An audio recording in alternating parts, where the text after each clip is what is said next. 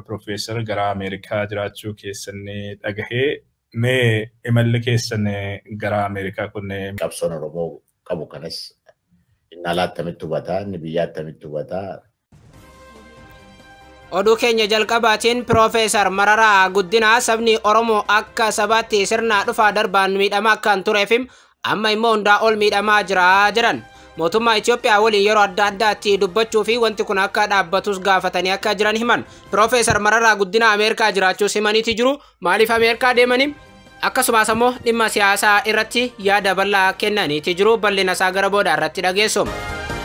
Odeeffannoo keenya isa tiyaanuun ajjeechaaf gochi gara jabinaa raayyaa ittisa biyyaatiin namoota nagaa irratti raawwatamaa jiru Oromiyaa keessatti akkaan ammaatee itti fufeera jedhe addi bilisummaa Oromoo ibsa guyyaa lama dura baasen.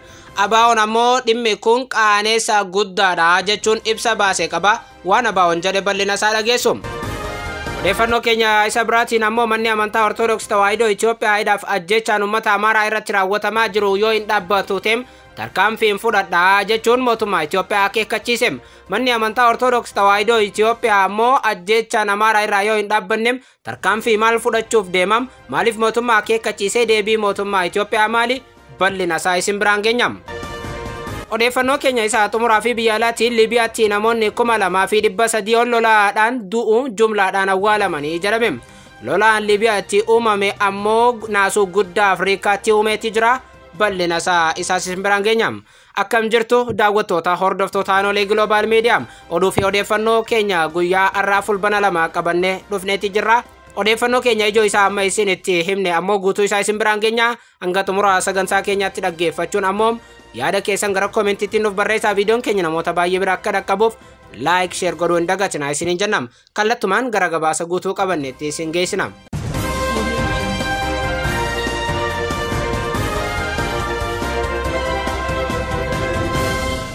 Oduu keenya jalqabaatiin ajjeechaa fi gochi gara jabinaa raayyaa ittisa biyyaatiin namoota nagaa irratti raawwatu Oromiyaa keessatti daran hammaatee itti fufeera jedhe addi bilisummaa Oromoo.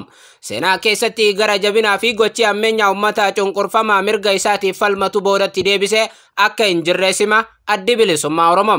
Raayyaan ittisa biyyaa Itoophiyaa paartii badhaadhinaatiin durfamu ammas gocha gara jabinaa fi suukanneessaa dargaggoota Oromoo irratti raawwataa jiraachuu kaasam addi bilisummaa Oromoo ibsa guyyaa lama dura baasen. Raayyaan ittisa biyyaa Itoophiyaa hagayya 30,2023 dargaggoota maqaan isaanii Hundee Bantim, Tamasgeen Dhiinaa yookaan ammoo Daangaa, Firoomsaa Biniyaamii fi Waaqtolaa Darajjee jedhaman godina Qeellam Wallaggaa ona Anfilloo ganda Suudii keessaa seeraan alaa qabanii hidhanii jedha addi bilisummaa Oromoo. Dargaggoota kanneen erga to'atanii booda gara magaalaa Dambidolloo geessaniin ganda Duwwaa Lamaa mana elektirikii keessatti hidhuu kaasa Abaa'oon. Achiin booda ammoo humnoonni mootummaa hidhachiisee bobbaase kun haala suukanneessaan dargaggoota kana reebuu himam. Nyaataa fi dhugaatii dhorkataniin dargaggoonni kunneen dararaan garmalee waan isaanitti hammaateef raayyaa ittisa biyyaa kanaan nu ajjeesaa jechuun loltoota mootummaa akka kadhachaa turan hima Abaa'oon.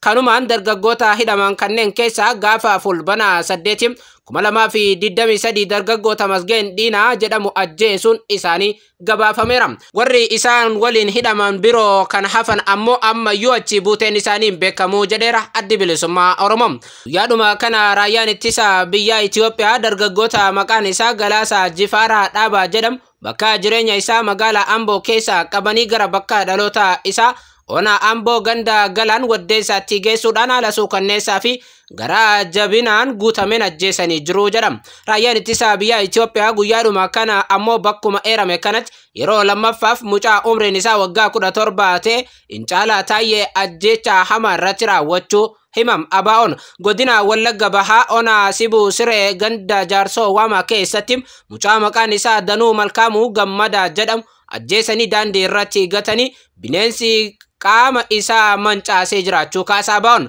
Gochi suukanneessaan kun adeemsa seeraa tokko malee namoota meeshaa waraanaa hin qabnee fi hin hidhanne irratti raawwatamaa jiraachuu hima Abaa'oon. Gochi ammeenyaa akkana yeroo jalqabaaf kan raawwatame miti kan jedhu Abaa'oon bara 2020 takka keessa humnoonni mootummaa Itoophiyaan hidhachiisee bobbaas dargaggoo Amaanu'eel Wandimuu jedhamu magaalaa Dambidolloo keessatti ummata fuulduratti baasanii osoo haatii fi firoonni isaa maaloo mucaa keenya hin ajjeesinaa jedhanii boo'anii watwaatanii haala suukanneessaan rasaasa itti roobsanii viidiyoo maxxansuun isaanii ni yaadatamaa jedheera. Bara 2022 keessa barattoota yuunivarsiitii Jaa magaalaa Naqamtee mana isaanii keessa TV daawwataa turanitti marsanii qabuudhaan abbaa torbee jechuudhaan bifa gaddisiisaan ajjeesuu ABO'n himeera. Bara 2023 keessa ona mana Sibuu keessatti ammoo humnoonni mootummaan hidhachiisee babbaasee dargaggootaa fi shamarran 6 erga ajjeesanii booda ammoo bu'aa guddaa hallayyaa fakkaatu keessatti gatuu isaa himeetii jira. ABO'n ibsa guyyaa 3 dura baase kanaan gochi faashistummaa suukanneessaa fi dhala namaa irraa hin eegamne kan murni aangoo qabatee jiru raawwatu kun yeroo ammaa sadarkaa bakka deebisuun hin danda'amne irra ga'ee jira jedheeti jira. ABO'n kanaaf ammoo jecha wal fakkaataan baroota darban kana gaggeeffamaa ture akka dhaabbatu ABO'n ammas irra deebiin cimseen gaafadha jechuun ibsa guyyoota dura baaseen himeeti jira. Biyya Ameerikaa kun akka beektan karaa baay'ee karaa siyaasaas haa ta'u karaa qabeenyaas karaa baay'ee murteessaadha. Odeeffannoo keenya isa itti aanuun Piroofeesar Mararaa Guddinaa sabni Oromoo akka sabaatti sirna dhufaa fi darbaan miidhamaa kan turee fi amma ammoo hundaa ol miidhamaa kan jirudha jedhan. Dura ta'an Koongireesii Federaalaa Oromoo Piroofeesar Mararaa Guddinaa turtii addatti tibbaa kana Oromiyaa Miidiyaa Neetwork wajjin taasisaniin biyyi Itoophiyaa jedhamtu rakkoo walxaxaa keessa akka jirtus dubbataniiru. Piroofeesar Mararaa Guddinaa yeroo ammaa kana Ameerikaa kan jiran yoo ta'u dhimma paartii irratti hawaasa isaanii waliin mari'achuuf Ameerikaa akka jiran simaniiru. Siyaasa Itoophiyaa keessatti umriin kan raaganii fi paartii mormituu kan hoogganan Piroofeesar Mararaa Guddinaa haala siyaasa Itoophiyaa irratti xiyyeeffachuun OMN wajjin turtii taasisaniiru. Waggoota 5 darban kana keessa paartiin isaanii hacuucamee jiraatullee waan humna isaanii danda'u godhaa turu Piroofeesar Mararaa Guddinaa himaniiru. Dhiibbaa sirni biyyattii isaan irratti taasiseen waajjiroota 200 ol qaban keessa hundi isaanii cufatee yeroo ammaa kana waajjiroota 3 qofa akka qaban himan.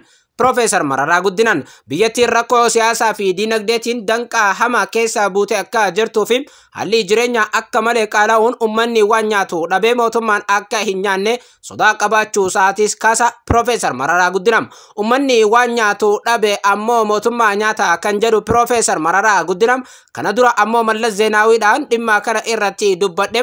Mallasiin mootummaan kun yoo akkanaan itti fufe immoo uummanni isin nyaata jechuun Mallas illee natti aaree ture jedhan Piroofeesar Mararaa Guddinaan.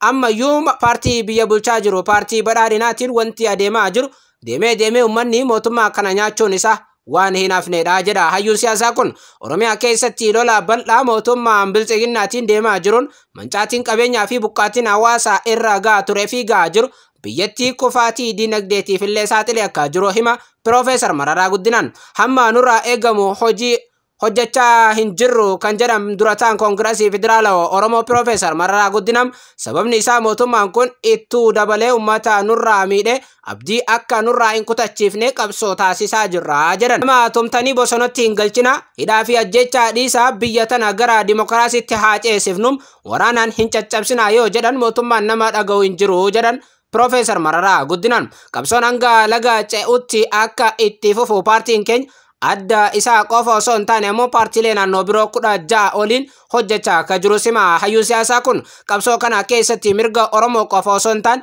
mirga sabaa fi sablammootaatiillee akka eeggamu gochuuf dhamaatiin keenyam salphaa miti jedhan. Kana keessatti miseensonni isaanii hidhamaa ajjeefamuu fi qabeenyi waajjiraalee paartii isaanii saamamaa akka jirus dubbata hayyuun siyaasaa kun. Akka Itoophiyaa kanatti egaa haadha keenya jenna miti Ameerikaa dhufanii ilaaluun karaa baay'ee karaa dippiloomaasiis haa ta'u karaa qabeenyaa karaa hawaasa galii barbaachiftuudha. Ergaan biyya kana dhufee waggaa 2 ga'eera. Waggaa 2 kana yeroo baay'ee fasan ture. Amma immoo deebi'ee hawaasa Oromoo wajjin magaalota gurguddoo baay'eetu jira biyya kana keessa. Iddoon Oromoon bal'atee jiru baay'atee jiru. Kana hunda wajjin isa biyya keessaas jiru isa ala jiru alas biyyaas wal qabatee wal simatee wal hubatee qabsoon Oromoo attamitti gara fuulduraatti deemuutu irra jira isa jedhu kana marii bal'aa barbaachisaa marii bal'aa kanaafanii saba keenya isa biyya alaa isaa sabiyyaa laa wajjini waan biyyatti hojjechaa jirru maaltu ta'aa jira, maaltu hojjetamaa jira, garamitti deemaa jira, qabsoon Oromoo eessa ga'ee jira, bu'aa ba'ii qabsoon Oromoo qabu kanas inni alaa attamitti hubataa, inni biyyaa attamitti hubataa, lachuummoo wal hubatee attamitti gara fuulduraatti deemuu danda'a. Waan akkasii kana marii bal'aa deemsuu fi gara ji'a tokko natti fakkaata kanan turuu yaalu kanaafan dhufe. Egaa hamma humna keenya sochii amma humna keenya gaaddirree siyaasaa dhiphachaa dhufe yeroo waggaa 4-5 kana dhiphachaa dhufe isa nuti abdii keenya abjuu saba keenya ala deebi'ee akkuma duriitti cufamaa ture dhiphachaa ture. Akkuma beektan filannaa darbe keessaas dhaabbolii lamatu dhiibamee ba'ee nuufi kongireesii keenyaa fi ABO'tu dhiibamee filannaa keessaa ba'e. Kan keessaa baaneefis beekamaadha. Namni baay'een nu jala hidhamee ture. Akka sabaattis haa ta'u, akka miseensa paartiis haa ta'u, akka liidarshiippiittis immoo haa ta'u nama baay'een nu jala hidhamee waajjira filannaa fuuldura amma gara 206 qabna ture Oromiyaa keessatti. Amma 3 duwwaadha kan nutti hafe. Waajjirri keenyas iddoo baay'eetti cufamaa ture. Dhiibbaa gadheen nurra ture akka sabaattis akka dhaaba keenyaattis. Egaa akkuma beekamu Oromoon biyyi sunis akkuma biyyaatti Oromoonis akka Oromootti sabni Oromoos akka sabaatti rakkoo bal'aa keessa rakkoo bal'aa jedhamu kana keessa yeroo Nugusaasaa ta'u yeroo Mangistuu Hayilamaariyaam yeroo bulchiinsa wattaaddaraa bulaa turre beekama raayyaatti sabichaan bulaa turre beekamaadha. Yeroo wayyaaniin waggaa 27 biyya sana bitaa turte bulchaa turte beekamaadha. Sana caala Oromoon akka sabaatti biyyumti sun akka biyya sanaatti rakkoo bal'aa keessa jirti. Akkuma isin beektanii jireenya qaaliidhaa qabee sabni waan nyaatu dhabee akkana yeroo tokko yeroo Mallas jedhe tokko akka mootummaan nyaanne sabni waan nyaate dhabee mootummaa ofii nyaata jedhanii Mallas baay'ee nattaalee ture. Inni akka gara dhugaatti akka hin deemnedha sodaachaa jirra. Jireenya qaalii qabee namni bahee galuu dadhabuun iddoo baay'eetti qabee rakkoo bal'aatu saba keenya gubbaatti deemaa jira. Hidhaa bal'aatu saba keenya gubbaatti deemaa jira. Qabeenyis iddoo baay'eetti inni manca'us bal'aadha. Waggaa 5 kana keessa Oromiyaa bal'aatti lola bal'aatu deemaa jira. Amma karaa iddoo baay'eetti Oromiyaa keessa namni asiifachi deemee akka barbaadetti oolee galee iddoo bulu miti. Yeroo tokko immoo lolli kuni hamma diroonii fi hamma aerooppilaanitti deema. Raayyaan ittisa biyyaa, humni addaa, poolisiin, milishaan waan haaraa uummataniiru. Gaachana sirnaa moo maal jedhu? Gaachana sirnaa jedhamanii warri sirna eeganis uumamanii rakkoo bal'aa keessa jira sabni keenya. Yoomuu caalayyuu jechuu kooti. Jireenya saba keenya waggaa 50 keessa qabsoo kana keessa tureera. Rakkoo bal'aatu saba keenya mudataa jira. Dhiibbaa gadheetu saba keenya gubbaatti deemaa jira. Hidhaa gadheetu saba keenya gubbaatti deemaa jira. Nutis immoo yeroo Nugusaaf Dargiidhaan yeroo wayyaanee dhaanoon wal bukkeetti nalaallee bal'aatu jira. Oromiyaan Dambidoloodhaa hamma Muyyaleetti, Cinaaqsaneedhaa hamma Raayyaatti, hamma Wallootti, Finfinneedhaa hamma Jimmaa Lubbaa Booriitti. Iddoo Oromoon rakkoo bal'aa kana keessa jira. Kana gaama dandeenye maal goone saba keenya wajjin kana keessa dabarraa sirna dimookiraasiitiif maal sirna saba keenya mirga isaa eeguu danda'u attamitti uumuu dandeenya. Kan amma dandeenye qoodamatti fudhachuu yaallaa turre kophaa keenyas otoo hin taane warra ollaa keenyaa wajjin amma gara paartilee 16 jennee kogeesii jennee paartilee 16 wajjin amma dandeenye hojjechaa jirra. amma sana keessa dachee Amaaraa keessa warri jiran amma warra Agaw warri Qimaanti konkisii kana keessa nu wajjin qooda fudhachaa jiru. Odeeffannoo keenya biraatiin manni amantaa Ortoodooksii Tawaahidoo Itoophiyaa ajjeechaan uummata Amaaraa irratti raawwatamaa jiru akka dhaabbatu akeekkachiiseeti jira. Manni amantaa Ortoodooksii Tawaahidoo Itoophiyaa ajjeechaa fidhaan inni uummata Amaaraa irratti jedhu kun ammoo kamii kan jedhu gaaffii guddaa kan namatti uumudha. Manni amantaa Ortoodooksii Tawaahidoo Itoophiyaa yeroo adda addaatti siyaasarraa kan hin fagaanne yoo taatu ammoo amma immoo manni amantaa kun ifatti bahuun uummata Amaaraatu ajjeefamaa jira. Hidhamaa jira kanaaf dhaabbachuu qaba jechuun mootummaa akeekkachiisaara. Manni amantaa Ortoodooksii Tawaahidoo Itoophiyaa bara haaraa kana sababeeffachuun ergaa tibba kana baaseen manni amantaa kun ajjeechaawwan naannoo Amaaraa keessatti raawwatamaa jiran dhaabbachuu qaba jedheera. Manni amantaa Ortoodooksii Tawaahidoo Itoophiyaa mootummaa akeekkachiisuutiin alatti garee finxaaleeyyii Amaaraatiin ammoo lola dhaaba jedhes hin qabu. Hoggana mana lubummaa mana amantaa kana kan ta'an Abuna Phexros ammoo mootummaan lammiilee Amaaraa ajjeesaa jira jechuun ifatti baanii dubbatan. Darbees ammoo barreessaa mana amantaa kan ta'an Abuna Abrahaam yookaan ammoo maqaa Masoo Abbaa Faannoo jedhamuun kan beekaman manni amantaa kun ibsa kennite keessatti ammoo ajjeechaan hamaan uummata Amaaraa irratti raawwatamaa waan jiruuf ammatti dhaabbachuu akka qabus akeekkachiisaniiru. Mootummaan yoo hin dhaabute ammoo tarkaanfiin barbaachisaan ni fudhatamaa jedha manni amantaa Ortoodooksii Tawaahidoo Itoophiyaa. Mootummaa Itoophiyaa manni amantaa Ortoodooksii Tawaahidoo Itoophiyaa yoo akeekkachiistu kun kan jalqabaa miti. Manni amantaa kun ammoo yeroo waraanni kaaba Itoophiyaa naannoo Tigraayitti gaggeeffamaa turetti duguggaan sanyii uummata Tigraay irratti akka raawwatamuufis waamicha taasisaa turteetti. Darbee ammoo qaamaan argamuun lolli naannoo Tigraayitti akka gaggeeffamus waamicha taasisaa turteetti. Akkasumas ammoo birrii miliyoona 40 ol baasuun mootummaa federaalaa deeggaruun uummanni Tigraay akka lafarraa dhabamus taasisaa turaniiru. Oromiyaa keessattis ammoo bifuma wal fakkaatu manni amantaa Ortoodooksii Tawaahidoo Itoophiyaa maqaa ABO Shanee jedhuun uummanni akka dugugamuuf waamicha namoota irratti kakaasu raawwachaa turteetti. Ajjeechaawwan hamaa ammoo gareen finxaaleeyyii Faannoo naannoo Oromiyaa daangaa cabsanii seenan yeroo raawwatanitti ammoo manni amantaa kun ibsa baastuu hin qabdu. Manni amantaa kun ammoo guutumaan guututti uummata Amaaraatiif dhaabbachuu isii ifatti bahuun labsaatii jirti. We begin with another devastating natural disaster in North Africa. Just days after the deadly earthquake in Morocco, Libya is now coping with major flooding that has wiped out. Odeeffannoo keenya isaa xumuraatii fi biyya alaatiin Liibiyaatti namoonni 2,300 ol lola hamaa guyyoota darban mudateen lubbuu dhabanii bakka tokkotti awwaalamaa jiru jedha gabaasonni. Balaa lola hamaa magaalaa baha Liibiyaa Dernaatti dhaqqabe kanaan reeffi namoota du'anii funaanamee jumlaan awwaalamaa akka jiru gabaasonni ba'aa jiru. Magaalaa Liibiyaa Dernaatti dilbata darbee ture bubbee hamaa Storm Daniel jedhamuun booda hidhi bishaanii guddaan dhohee lola hamaa naannichaa wal gaheen namoonni 2,300 lubbuun darbeera.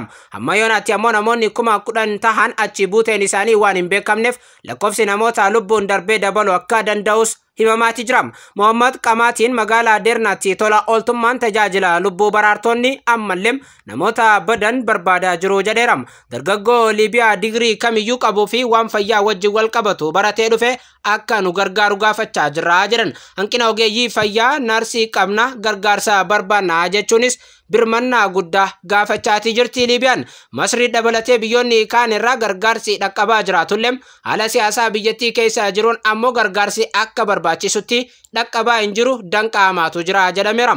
Masrii qofa osoo hin taane ammoo Ameerikaa, Jarman, Iraan, Xaaliyaaniif Qaataar, Turkii faanis gargaarsa qaban gara Liibiyaatti xayyaaraan ergaatii jiru.